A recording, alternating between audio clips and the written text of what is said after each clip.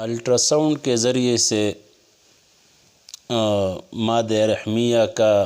یا لڑکے کا یا لڑکی کا علم دینا کہ یہ لڑکا ہے یا لڑکی ہے، تو سائل نے سوال کیا ہے کہ کیا یہ چیزیں تو قرآن میں اللہ پاک نے سورہ لقمان کے ایک آیات میں ذکر فرمایا ہے کہ بعض چیزوں کا علم تو اللہ کے علاوہ کسی کو نہیں، جیسے یعلم ما فی الارحام، رحم میں کیا ہے، اور انسان کل کیا کرے گا، بأی ارض تموت، انسان کہاں پہ مرے گا، تو یہ بھی اس میں ہے کہ رحم میں کیا ہے، تو الٹراساؤنڈ کے ذریعے سے آج کل یہ لوگ بتاتے ہیں۔ تو یہ چیزیں تو یقینی نہیں ہیں، جو الٹراساؤنڈ کے ذریعے سے یا کسی اور آلے کے ذریعے سے اس کا معلومات کیا جاتا ہے،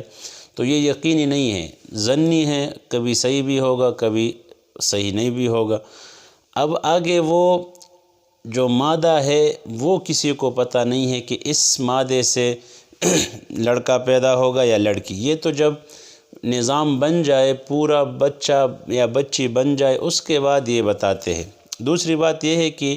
یہ اس کا مشین الٹراساؤنڈ یا اور جدید جو آلات ہیں یہ نہیں بتا سکتے کہ یہ